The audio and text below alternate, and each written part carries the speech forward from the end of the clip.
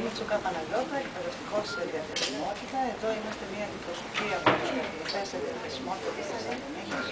Σήμερα αποφασίσαμε συντονισμένα μαζί με την Αθήνα και την Λάρισα να δούμε κάποιους υπεύθυνους από το Υπουργείο Παιδείας για τα προβλήματά μας. Από το γραφείο του κυρίου Γιουλέκα μας είπαν ότι ο κύριος Γιουλέκας θα είναι σήμερα εδώ στις 2 η ώρα.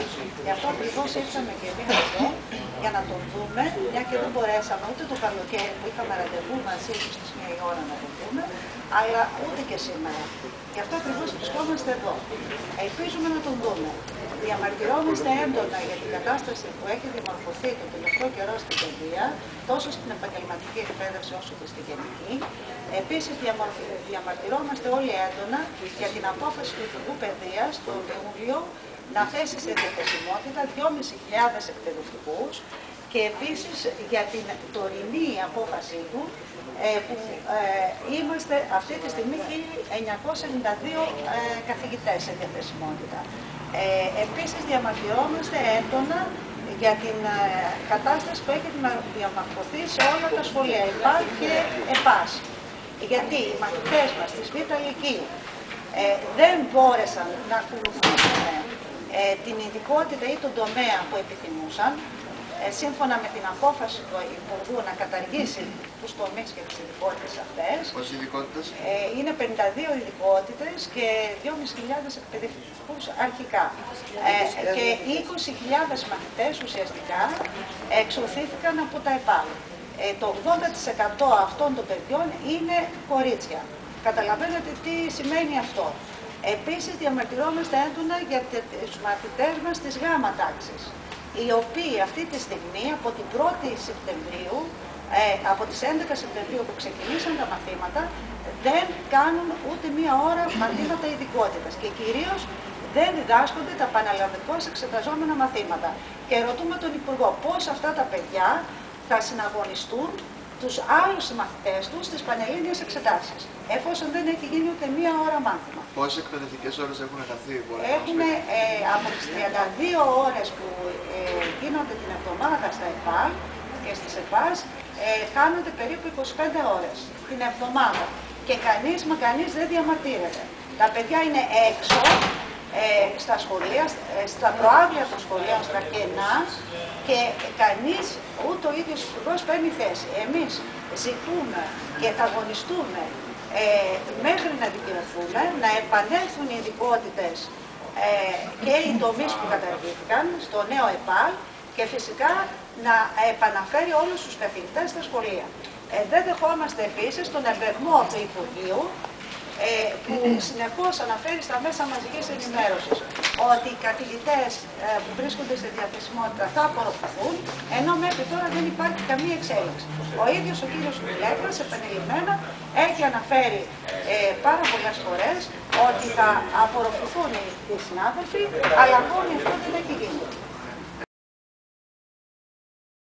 Γεια σας, ονομάζομαι Τσιντίκη Παγώνα, είμαι φαρμακοποιός με μεταπτυχιακό και είμαι σε διαθεσιμότητα από τις 22 Ιουλίου μαζί με 2.499 άλλους συναδέλφους. Εάν βρισκόμαστε σήμερα εδώ, είναι γιατί έχουμε θυμώσει και έχουμε θυμώσει πολύ. Ο κύριος Γιουλέκας και το καλοκαίρι, ως Υφυπουργός Παιδείας, να θυμηθούμε, και το καλοκαίρι και σήμερα, οι συνεργάτες του δηλώνουν ότι είναι αναρμόδιος να συζητήσει το πρόβλημά μας. Εγώ ειλικρινά και κανένας από εμάς δεν ξέρει ποιος είναι αρμόδιος σε αυτή τη χώρα. Για την κατάσταση στα σχολεία τα είπε η προηγούμενη συνάδελφος. Θέλω όμως να ρωτήσω ειλικρινά κάτι.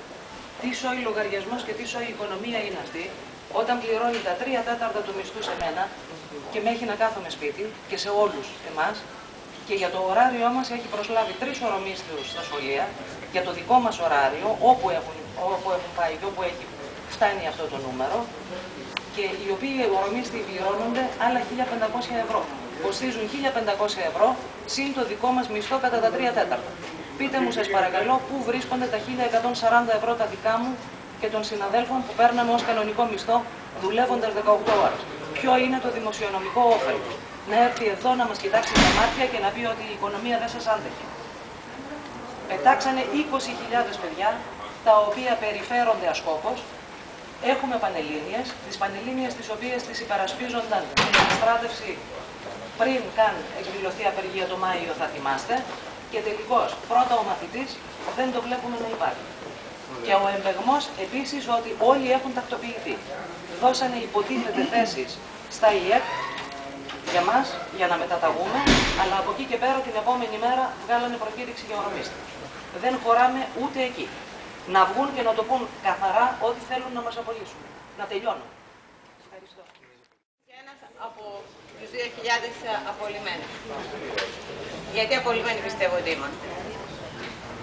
Ότι ο Υπουργός Παιδείας αποφάσισε τον Ιούνιο να καταργήσει τις ειδικότητές μας, ενώ συγχρόνως τις χάριζε κατά την άποψή μου στα ιδιωτικά ΙΕΚ. Γι' αυτό γιατί. Παλιά αυτές οι σχολές, οι ειδικότητες αυτές, πριν μπουν σε όλα τα ΕΠΑΛ, είχαν μεγάλη πέραση και κάνουν χρυσές δουλειές στα ιδιωτικά σχολεία που τις είχαν. Τα τελευταία χρόνια μπήκαν σε όλη την Ελλάδα, σε κάθε πόλη. Αυτό ήταν φθορά, ήταν χάσιμο για τα ιδιωτικά ΙΕΚ. Και τώρα τους το ξαναχαρίζει. Εκείνο που δεν λογάριασε είναι οι μαθητές. Οι μαθητές που δεν έχουν χρήματα, οι χιλιάδες μαθητές που επέλεγαν αυτές τις ειδικότητες. Στερεί από τους μαθητές το δικαίωμα της επιλογής. Και οι μαθητές οι οποίοι έρχονται στα ΕΠΑΛ ήταν φτωχά παιδιά. Εγώ απολύθηκα. Δεν είναι εκεί το θέμα. Αυτή τη στιγμή στην Ελλάδα έχουν απολυθεί χιλιάδες. Μεταξύ αυτών εκατομμύρια. Μεταξύ αυτών είναι και γονείς των μαθητών μας. Αυτό είναι το θέμα που πρέπει να λυθεί. Να σταματήσουν οι απολύσεις. Να υπάρξει οικονομική ανάκαμψη. Γιατί πραγματικά και εγώ με όλα αυτά τα μέτρα δεν βλέπω καμία οικονομική ανάκαμψη. Υπάρχει πρόταση από τους μαθητές μας. Υπάρχει πρόταση από τους μαθητές μας, οι οποίοι είναι καταγανακτισμένοι. Ζητούν λοιπόν από τους ανθρώπους που κυβερνούν την Ελλάδα και παίρνουν παχυλούς μισθούς, ενώ απέλυσαν τους εκπαιδευτικούς καθηγητές που τους νοιάζονταν, τα νοιαζόμασταν τα παιδιά, ήταν τα δικά μας παιδιά, οι κύριοι τελείως ανεύθυνα να το πω, απάνθρωπα να το πω, δώσανε αύξηση στους δικούς τους μισθούς πάλι. Θέλανε να πούνε τι, ότι πρέπει ο ελληνικός λαός να κάνει θυσίες. Να κάνουμε εμείς που παίρναμε μισθούς 1.100 ευρώ και άνω. Αυτοί τα 20.000 ευρώ που παίρνουν και δεν ξέρω κι εγώ πόσα άλλα παίρνουν. Γιατί δεν θέλουν να τα θυσιάσουν προς όφελος της Ελλάδας, γιατί δεν θυσιάζονται οι ίδιοι τους και θέλουν ανθρώπους οι οποίοι μεροκρατιάριδες θέλουν να σπουδάσουν με αξιοπρέπεια τα παιδιά τους να θυσιάζονται καθημερινά. Τι παραπάνω ζητάτε από τον ελληνικό λαό? Δεν υπάρχει κάτι άλλο να δώσει ο ελληνικός λαός, ούτε οι μαθητές μας. Αν θέλουν να παραιτηθούν, αν θέλουν να δουλεύουν αμυστοί. Έγινε και αυτή η πρόταση. Γιατί πηγαίνουν στα έδρανα της Βουλής και παίρνουν τόσα χρήματα? Θέλουν να θυσιαστούν ως Έλληνες, να θυσιαστούν. Αλλά να δώσουν τους μισθούς τους. Όχι άλλο ελληνικό αίμα. Γιατί για αίμα μιλάμε. Έχουμε νεκρούς. Ενδιαφέρθηκε κανένας για τη συνάδελφο που πέθανε το καλοκαίρι? Ξανακοινώθηκε η απόλυσή της και αυτή δεν το άντεξε. Δεν το άντεξε η καρδιά της. Πέθανε. Μπορούν να τη φέρουν πίσω? Τα παιδιά της μπορούν να έχουν μάνα? Όχι. Το όνομά σας λίγο και... Με λένε Δέσποινα Σεμερτίδου και είμαι δευτέρα.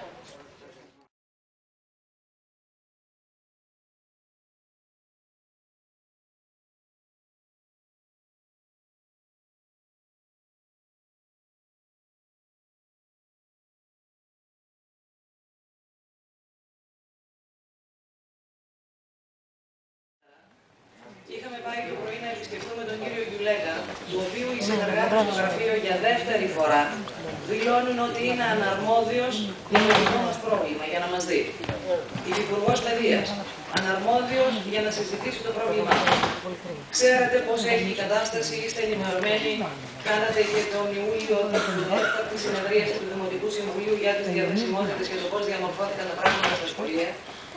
Θέλω απλά να σας ενημερώσω ότι εντελώς ξαφνικά 2.500 άνθρωποι από την τεχνική εκπαίδευση ΕΠΑΛ και ΕΠΑΛ σε μία νύχτα βρεθήκαμε σε διαθεσιμότητα, άνθρωποι που είχαμε πλήρες ωράριο, οργανικές θέσεις, πάρα πολλούς μαθητές, το 35% από τις καταργημένες ειδικότητες ανήκαν των παιδιών ανήκε σε αυτές τις ειδικότητες και είχαμε και το μεγαλύτερο ποσοστό επιτυχιών στις εξετάσεις της Πανελλήνιας για τα ΤΕΗ που έδιναν τα παιδιά.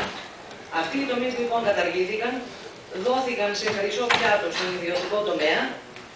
Ξέρετε όλοι, φαντάζομαι, ποιος ερχόταν στην τεχνική εκπαίδευση, ότι είναι παιδιά τα οποία προέρχονται από τα πιο ευάλωτα κοινωνικά στρώματα, παιδιά ανέργων, παιδιά φτωχών, τα οποία τα εκχωρούμε σήμερα στον ιδιωτικό τομέα με το καινούριο νομοσχέδιο τον οποίο ποτέ κανένας δεν μπορεί να πληρώσει έτσι όπως έχει διαμορφωθεί η κατάσταση. Κοινώς, με τον καινούριο νόμο και με τις διαθεσιμότητές μας, έχουμε εκδιώξει 20.000 παιδιά από τα σχολεία και προωθούμε αυτό που όλοι ξέρουμε ότι ονομάζεται κοινωνικός αποκλεισμός στην πράξη. Το τι έγινε εντάξει, εμείς απολυθήκαμε. Είμαστε σε διαθεσιμότητα, πάμε προς απόλυση, καμία κινητικότητα, εμπεζόμεθα διαρκώς ότι τακτοποιηθήκαμε, ότι έχουν δημιουργηθεί θέσεις, αλλά είμαστε εδώ μπροστά σας και σας κοιτάζουμε κατάματα και σας λέμε ότι δεν έχει γίνει απολύτως τίποτα. Μας έχουν πεταμένους, στην κυριολεξία, ανθρώπους, το 10% από τις 2.500 με μεταπτυχιακούς και διδακτορικούς τίτλους σπουδών και βεβαίως με 20 έως 30 μαθημάτων, ιδιαίτερα των πανελληνίως εξεταζομένων μαθημάτων. Πώς θα δώσουν αυτά τα παιδιά πανελλήνιες, με ποιους όρους θα συναγωνιστούν τους συμμαθητές τους, δεν το ξέρουμε και ανησυχούμε σοβαρά.